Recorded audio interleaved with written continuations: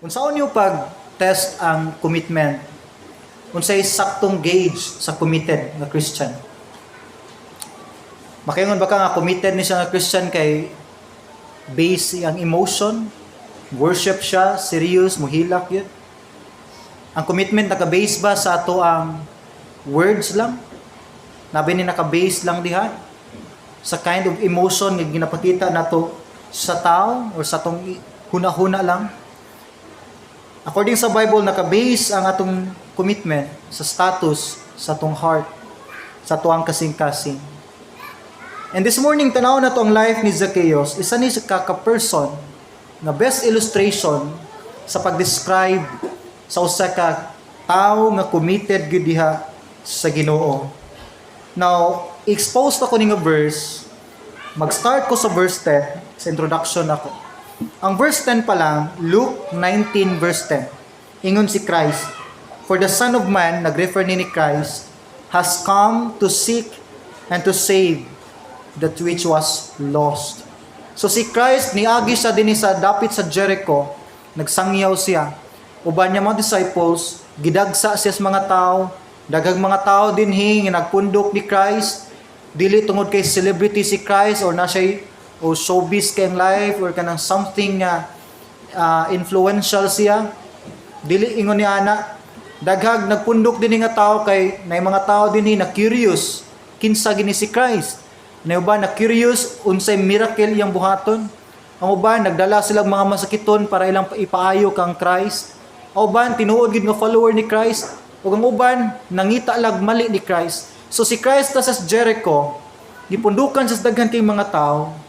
And ingon siya, niani sa kalibutan, pagpangita sa mga nangawala.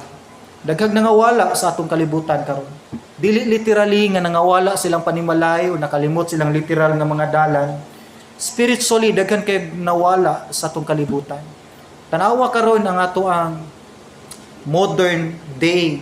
Bisan gani ang ngalan nga Christianity, dili na gid siya purely makaingon ta nga Christian, based lang gani sa ilahang the way they behave, the way they dress themselves.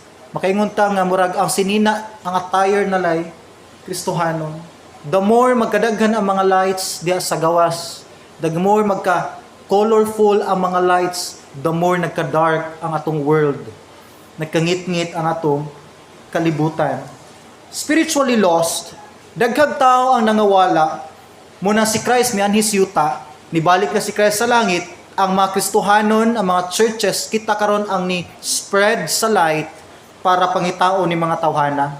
Pero daghan gihapon ang wala gyud nangita ni Christ. Ingon si Christ, miadto siya sa kagulingon, ayang kagulingon wala midawat niya.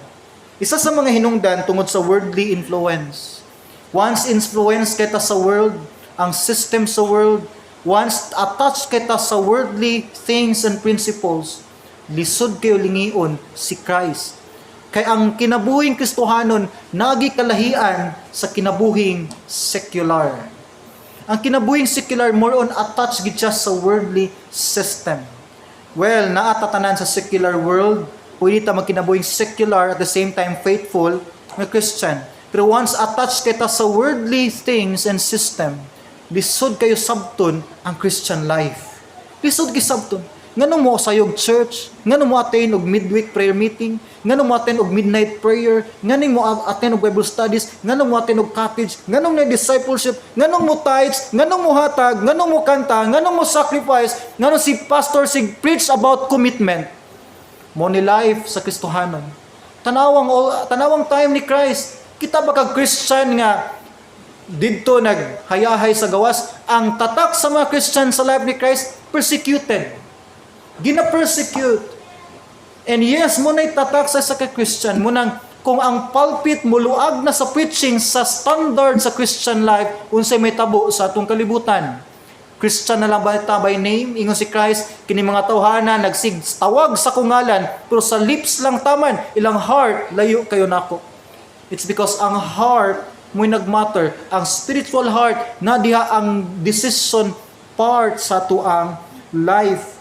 Gawas pa na tungod sa mga wrong teachers, daghan kay mga false preacher, false teacher, daghan pud ang na-influence ug nailad mo nang daghan ang mga tao nga nangasaag, wrong intention sila pag-serve sa Ginoo. Isa ka sign nga spiritually lost na ka. Makristohanon ka or dili, nailhanan nga spiritually nawala o hinihinay na kang nawala. Isa sa mga sign, if you are searching for the truth, kana bang unsa magitinuod? Nagigina-desire mong heart nga naglibog ka sa situation. If mangita na kas kamatuuran, it means wala pa kas kamatuuran. Kaya ang kamatuuran may mohatag manimog kagawasan according ni Christ. If you're searching for the truth, daghang questions imong life nga dili gyud ma-answer, you are spiritually lost, maybe. Lost pa niya na nag-search kag joy, satisfaction, love, value, attention. Isa na ka sign nga spiritually layo ka sa Ginoo. Kay once closer ka sa Ginoo, ma-feel man imong joy bisan sa problem, naay satisfaction bisan gagmay mga butang, naay value bisan naay mga challenges. Once nakaduol sa Ginoo, mawa na gani ang interest mo sa mga spiritual matters, isa na ka sign nga layo na ka sa Ginoo. Kay once makuha atong desire, atong tinguha sa mga spiritual things, nanay laing nagkuha sa atong desire and interest.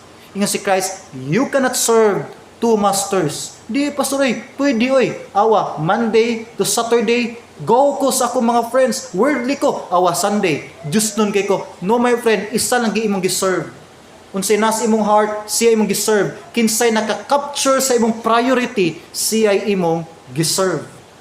Muna ang heart, ang imong commitment, mag-identify, mag-prove kinsay imong master. And you cannot serve two masters. Now, nganong daghang nangawala? Isa sa mga ilhanan, wa nay klarong direksyon imong life. Clear pa ba ang direksyon sa imong life?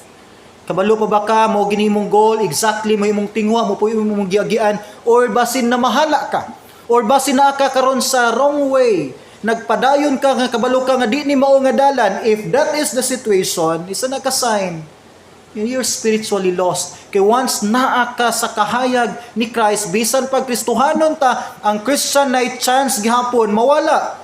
Mabitaw na yung mga karnerong nawala. Karnero na, pero nangawala. Yung si Christ, pangitaan sila. Basin, isa ka sa mga karnero. Hatag si Christ og parabol, na 100 ka karnero, isa magbalantay, nawalang isa. Gibiyan ni Christ ang 99. Daghan ni pala, ganong gibiyan ng 99? Gipangitang isa. Relax lang, ikaw tong isa. Ikaw ang ginaog ni Christ. Gibiyaan niya, gani iyang trono, kay gipangita ka. Inana ka valuable ang isa ka soul. Daghan na bag questions imong life, daghan bag regrets, daghan bag pagmahay, it means daghan kag failures, daghan kag mistakes. Mistakes tungod kay wata sa right nga direction. Isa na ka sign nga spiritually lost na gid ka. Yes, di mawala imong salvation, pero ang imong testimony sa earth, unsay nitabo? Munang dapat ingon si John, we must walk in the light. We are the children of light, di ta makasurvive sa darkness.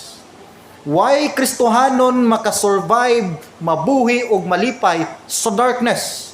If nalipay ta sa darkness, isa na ka posible nga indicator you are not a children of light. Kay kung natas kahayag atong nature nag-revolve diha sa kahayag. Pero ibutang tas kangit-ngit, well, partly malipay ta pero dili ka komportable diha. Kay dili ka taga diha. Nailanggam ibutang sa aquarium, di siya komportable. Kay dili siya taga diha. The moment gi-receive nimo si Christ, imong spiritual identity na bag-o to siya, na ni Holy Spirit ni puyo sa imong life, mo ang Holy Spirit sig ingon, taga dinhi na ka, mo ni bag-ong nature, mo ni mong practice, mo ni buhaton, mo ni biyaan, mo ni ana. Every time we commit mistakes na tingog sa Holy Spirit nang sikag buhat ana nga dili na buhat sa Kristohanon. Do you hear that voice? Nadungog ba nato na nga tingog sa Holy Spirit? Kaya kung wa nato nadungog na nga tingog, inana na ta kalayo sa Ginoo. Pila ta ka years siguro nag-struggle ana. Si Zacchaeus, isa ka good example nga nawala pero nakit-an. Nawala si Zacchaeus, gani ang tax collector, ang background ni Zacchaeus isa sa ka tax collector. And sa ilang time, once tax collector ka, corrupt ang tanaw sa mga tao, na dautan, tikasan nga tao. Munang pag-adto ni Christ sa balay ni Zacchaeus, di palag ang ubang disciples, nganong kinintawhanan, nagwaliwalig, balaan, pagkabalaan, nakigkuyog sa makasasala. Si Zacchaeus ilang gipasabot. Nganong niadto sa balay ni Zacchaeus, ang kanang tawhana, tikasan, corrupt, kayo na nga tao. And ingon si Christ, nianhi ko sa mga corrupt, nianhi ko sa mga makasasala. Kaya kung nangita si Christ mga perfect, wala siya makitaan. Munang may na lang nianhi si Christ para sa mga makasasala. Ikaw to, ug ako, ug si Zacchaeus. Ug mo na nga, nakitaan na batas Ginoo. Naa na batas Ginoo. Amen? Then magkinabuhi ta diha sa Ginoo. Now, gawas pa na makita nato din nga sa verse 2. Now behold, there was a man named Zacchaeus who was a chief tax collector, and he was rich, and he sought to see Jesus but could not because of the crowd, for he was a short stature. So he ran ahead and climbed up into a sycamore tree to see him, for he was going to pass that way. Pagkakita ni Zacchaeus, uy, muning Kristo, muning sinong kadungog dito sa synagogue. Muning Kristo ang madungog nako sa news, sa newspaper, daghang kinig ayong masakiton, gibanhawng patay. Controversial king life, ani tan-aw nako ni. And sa kadaghang tao, mubong tao man si Zacchaeus in town, na tao ni sting init. So nangita sa kahoy, nakita niya ang sikamuro man. Kung lubi pa to, murag taas kayo. Katkat sa kahoy, siya tan-aw ni Christ, kakita sa Christ, pagduol ni Christ ang tungod sa Zacchaeus. Naog dia, kumadto ko sa inyong balay. One thing makita na itong Zacchaeus, na siya desire mo duol ni Christ, pero daghan lang obstacles. Na siya desire mo paduol sa Ginoo, pero daghang babag. Inana ba itong life? Na ba kay desire mo grow, pero naibabag? Na ba kay desire faithful sa church, pero naibabag? Na ba kay desire mo render og song sa special number, pero naibabag? Daghan bagbabag sa atong pagpangalagad. I know, spiritually naman kay desire. Naagi tay desire. As a Christian, gusto nimo may mong faithful, active sa church, mo grow, fruitful, madalang pamilya sa Ginoo, pero naay mga obstacles. Sakto. Pero awa si Zacchaeus. Mubo sang tao, di sa kakita, pero nikat-kat siya kahoy. Kung naay will, naay pamaagi. Kung nakay desire gid mo grow, nagi way ihatag ang Ginoo nimo. Tagaan kanyag pamaagi. Now, isa ka butang nga makita po nato dinhi, daghang babag sa tong pagduol sa Ginoo, isa din yang pride. Kabalo kang pride, di man tong pangpanghambog lang. Basta mo ingon ka, wa ko nagkinalag Ginoo, that's pride. Tanawa daw. Nganong mas mauna na tong ubang butang, kay nagtuo ta nga ang okay rag walang Ginoo, kaya na to ni. Pride man na.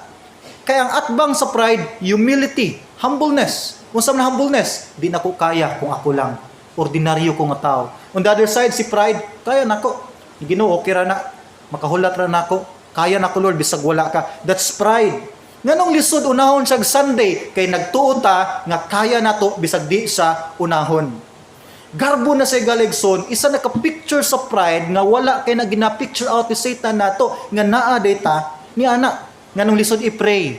Pride.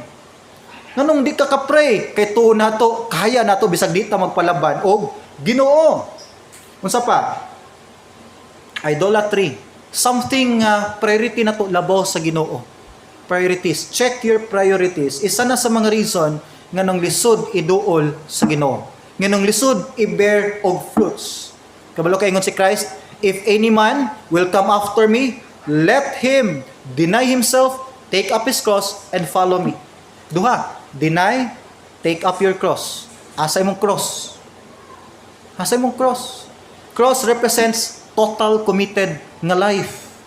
Sa time ni Christ, ang magbitbit og cross, death penalty na siya. It means, mamatay. Andam na ka, mamatay. Pag ingon ni Christ, take up your cross and follow me, you are willing to die for me.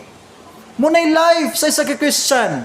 Lisod na kabuton nga level. Kung dili na to disiplinahon ang atong Christian life. Kung di na to i-maintain atong direksyon diha sa Ginoo. Gawas pa na sa verse 5. Pagka kita ni Christ kang Zacchaeus, mo sa ingon sa, "Uy, naog dadong kay mabali ng kahoy." Wa sa ningon ana. Kabalo kon sa ingon ni Christ, sa kadaghan-daghang tao, sa kadaggang tax collector, ingon si Christ, "Zacchaeus, kaila sa kinsa si Zacchaeus." Personal name. Naog ya Zacchaeus. Adto ta sa iyong balay. Kay balo si Christ kinsa ang tawgon. Kay balo sa kinsa ni saktong heart para niya. Nakita niya that time si Zacchaeus. Kabalo ka, personal ang invitation ni Christ. Gitawag niya si Moses adto akong katawhan sa Egypt. Abraham adto sa yuta nga kung ihatod nimo. Si Jonah adto sa Nineveh, Jonah. Personal, by name ang pagtawag ni Christ. It means gusto niya personal gyud nga connection. Itawag niya, Peter, follow me. Matthew, tax collector pud, follow me. Zacchaeus, naog adto ta sa imong balay. Personal ang invitation ni Christ nimo. Kabalo ba ka, kapila na sa sigtawag sa imong pangalan. Katong time nga down kay ka sa imong room, hila ka, nang laka, hila kag mayo. Kabalo ka unsa to? Sigtawag ang Ginoo nimo didto. Ngano imo nang gisolo, nganong di nimo na itugyan ako? Unsa imong ngalan? Kapila ka gitawag sa Ginoo. Problems, challenges, problema sa pamilya, wa ta kabalong sinagbalik-balik, tingog na sa Ginoo. Dili literally ang Ginoo tawag sa imong ngalan. Pero pinagis mga challenges, boses na sa atong Dios. Nganong sinagbalik-balik, kadi man ta maminaw niya nang dapita. Ug hangtod nga di ka maminaw, di gid mahuman ang tingog sa Dios. Ingon ang Bible sa time ni Elijah, mitingog ang Ginoo pinagis dalugdog. Mitingog ang Ginoo pinagis kidlat. Sa kay Elijah nitingog ang Ginoo pinagis sa fire. Sa time ni Moses nitingog ang Ginoo pag-abli sa yuta, gilamoy ang pila ka libong mga tao. Nitingog ang Ginoo pinagis sa clouds. Daghang boses ang Ginoo sa atong kinayan. Karon mutingog ang Ginoo sa mga financial problem. Mutingog ang Ginoo sa atong physical nga mga balatian. Mutingog ang Ginoo sa mga relationship conflicts. Mutingog ang Ginoo sa imong emotional nga struggle. Daghang tingog ang Ginoo sa imong life, wala lang ka naminaw. And si Zacchaeus naminaw siya, minaog din siya, gi-receive niya si Christ joyfully according sa Bible. Balo ka, ang prodigal son, isa sa reason nga nung di siya ganan mo uli silang balay, kay basig i-judge siya. Basig katawan siya. Basig bugal-bugalan siya. Basig di na sa dawaton siyang father. Ug isa dito ang pride. Kiningo nilakaw biyang prodigal son kay i-prove niya nga kaya na niya. Nya kumuli sa ilang balay, iyang giangkon nga di niya kaya. Nya batik na pagid kay siya now. That's pride. Kabalo kang reason nganong ang tao di mo dulog Ginoo, bisan kita ngon di ta mo surrender sa Ginoo. Tungod kay di na to gusto nga makita na to nga sayop ta sa atong plano, sakto di ay ang Ginoo. Mo demand total humility and humbleness para dali ta makaduol ngadto sa Ginoo. Nahadlok ta basig kung magseryoso magud ko pastor o pangalagad sa Ginoo, daghan kay bawal. Abali mo, wala sukad na wala ang discipline sa Kristohanon. Musunod kag dili mao gid ang standard sa Christian life. And yes, tanawa nga wa ta bawali, daghan kitag mistakes, daghan kitag failures, daghan kitag regrets. Testing ang life nga diha in line molded sa commandments sa Ginoo. Dili perfect ang life, pero naay joy, naay satisfaction. Tanawa imong kinabuhi nga wa ka pakialamis Ginoo. Happy ba ka? Satisfied ba ka? Di man. Withdraw to tag thousands pero kulang pa man. Naatoy mga bonus pero stress man. Naay mga bagong opportunities pero kapoy. Ngano man na, if ang life nato man good, dili in line sa will sa Ginoo, di man ta gusto pakialaman. Suwayi ang Ginoo. In line imong life sa Ginoo. Ang mga apostles, gibiyaan nila ilang nets. Gibiyaan nila ilang langob. Gibiyaan nila balay. Nagpa-mold sa discipline sa Ginoo. Unsay nitabo? Dili dato, pero happy. Gina-reject sa katilingban, pero peaceful ang life. walay mga kabtangan, pero ingon ni Paul, dato ko puhon sa langit. Satisfied sila bisan gagmay lang ilahang balay. And bisan sa mga rich men nga ni follow ni Christ, daghang mga dato nga nahimong disciple ni Christ, disciple sa mga apostles, happy kaayo ilang life despite sa persecution. Kay once mo follow ka ni Christ, siya bahala mo amping sa imuhang kasing-kasing.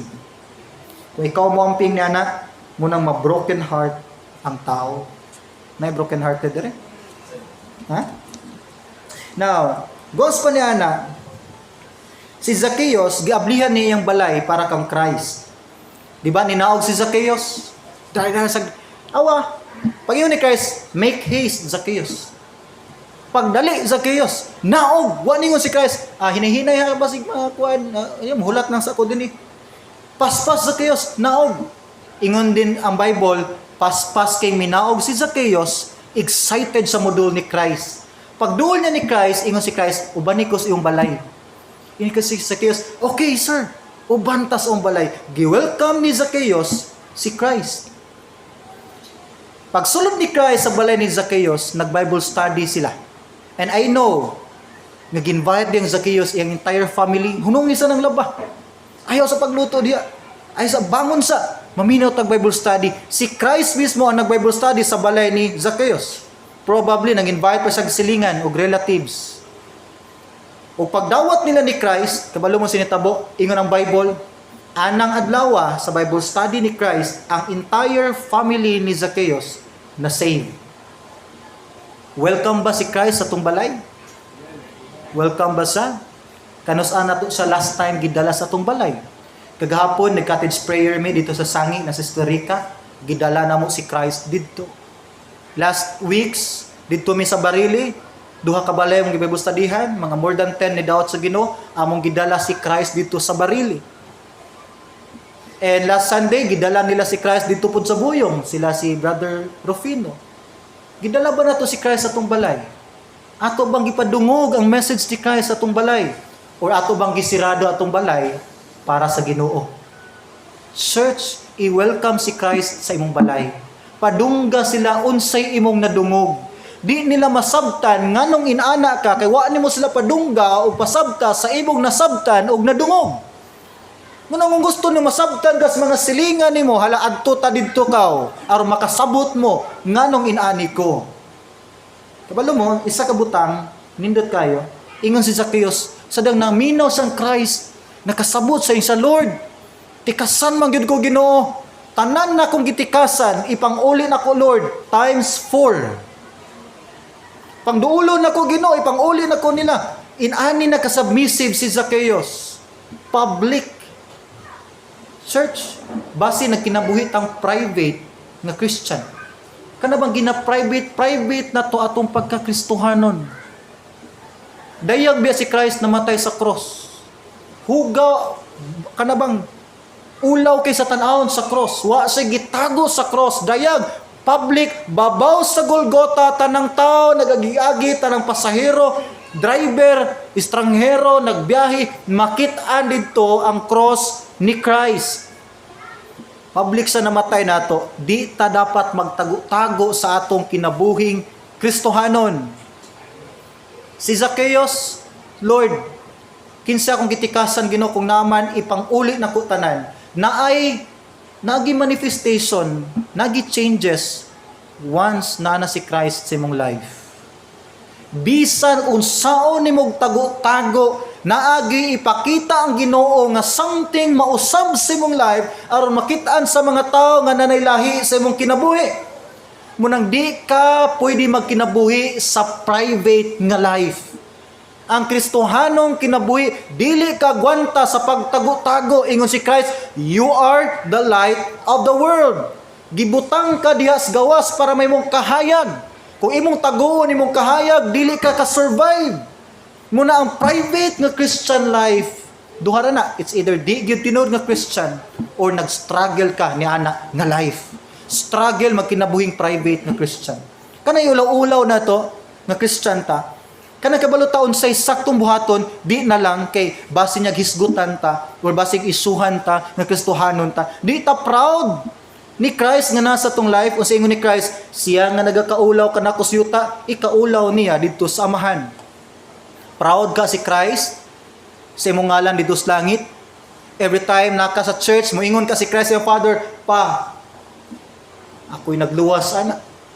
Proud kay ko nga ako'y nag-work out ana sa iyang life. Moingon ka ang Father, na praise the Lord, proud kay ko aning anaka nako. Kanang naglingkod diha sa church. Proud kay ko anya, grabe mga problema pero awa, naagya pon sa church. Di gid mo absent. Proud bang Ginoo sa imong life? Nabay manifestation. Nabay ningon ba ka one time, Lord, anak na magid ko nimo Ginoo, tabangi ko nga mapakita nako nila nga nanay Kristo sa akong kinabuhi. Or moingon ta ay nalaway kapoy, kabantay ra sila lagi puhon siguro. Check your commitment. Dili deserving si Christ ana nga commitment. One time bitaw, na isa ka church, tinood ba ni tabo, nagwali ang pastor, na mga member, na inikalit mga armadong tao, isulod mga 5 kabok, bit-bit o mga armas. Sa hunungang simba, nagpara-arak dito sa kisami, tingog sa mga armas, tanan ng hilak, ng hapa, hasta ang preacher. Ingon ang 5 armadong tao, kinsay mo deny dinhi kang Kristo, gawas, mabuhi ka. Unang challenge, way naningog. Ikaduha, nisagit. Kinsa dinhi ang mo deny ni Kristo, dili na mo apilon, gawas. Taw-taw na isa mihilak, ako. Duha, ako i-deny, gawas. Ikatulong sagit, kinsa dinhi ang mo deny ni Kristo, gawas. Ug maluwas ka. Sabi nimo, daghan ang namarog, daghan po nagpabilin, katunga sa church member ng gawas. Naghilak tanan, hilak ba kang pinugong-pugong nga hilak. And then mingon din ang 5 karmadong tao kato ilang leader. Okay, pastor, balik sa pulpit, padayon og wali, manguli nami ang nahabilin sa church mo'y tinuod gyud nga member nini nga iglesia. Okay, andam na mo, pasundon na nako tong 5. Naghulat na itong signal sa unahan. Church, check atong commitment. Tinuod ba gid tang part sa body ni Christ? Or nagpretend lang ta na kabahin nini? Kung tinuod kang partaker sa body ni Christ, appeal ka mo protect sa iyong body. Bit-bit ka sa imong cross. Bit-bit ka sa imong suga. Bisan pag ayon ka sa mga tao, ginalook forward nimo ang langit. Mo to'y tinuod final nga destination ug status sa imong kalag. Na kinahanglan ang Ginoo committed nga mga Kristohanon. Wala siya nagtawag og mga talawan nga mga sulugoon. Yes, na time nga mo improve ta. I-pray, Lord, gusto ko mo improve. Gusto ko mo succeed. Gusto ko mo fruitful. Gusto na ko one day, Lord, malipay ka magtanaw sa akong kinabuhi. Walay laing ginahimaya nato diri sa kalibutan, mahitungod tanan ni Jesus Christ. Unta sa dagang persecution, challenges, testing, I know na plano ang yawa karon sa imong kinabuhi, sa imong pamilya, na siya plano unsay kuhaon niya nimo, gitangatangan na kanya basi next week, next day, usa ka phone call, mausab ang dagan sa imong kinabuhi, daghan kayog planong kaaway nimo. Unta, naagyapon ka sa church. Amen. Totang i-prove na Lord, dili na makaguba sa kong commitment nimo. Isa na katatak sa tinuod gyud na sumusunod og anak sa atong buhi nga Dios. Amen. Let's bow down our heads. Father in heaven, thank you, Lord. Gitagani mong chance, Ginoo, nga ma-remind me, Lord, sa pinaka-importanteng butang sa mong existence. May tungod tanan pag-serve nimo. May tungod tanan, Lord, sa paghimaya ni Christ. Thank you sa life ni Christ. Thank you sa iyang blood. Thank you sa iyang cross. Thank you sa iyong kamatayon, Ginoo. Ang among kinabuhi bisag dili perfect, pero Lord, makaingon mi, ngalig-on mi, ug nami kalipay, Lord, sulod sa mong kasing-kasing, kay one day, tanang paghilak mo pauli ngadto sa kalipay. Challenges, may mong blessing, ug tanan, Lord, nga mga frustrations, may mong bag-ong paglaom, puhon, kung imo naming kuhaon, papuyon sa iyong bag-ong gingharian na mao ang langit. Samtang naghulat mi, Lord, nga anang butanga, dasiga mi, Ginoo, nga mahimo ming committed pa, Lord, nga mga Kristohanon, pangitao na mo among cross, bitbito na mo balik, ug isagit na mo nga Kristohanon mi, ug sumusunod mi kang Ginoong Hesus Kristo.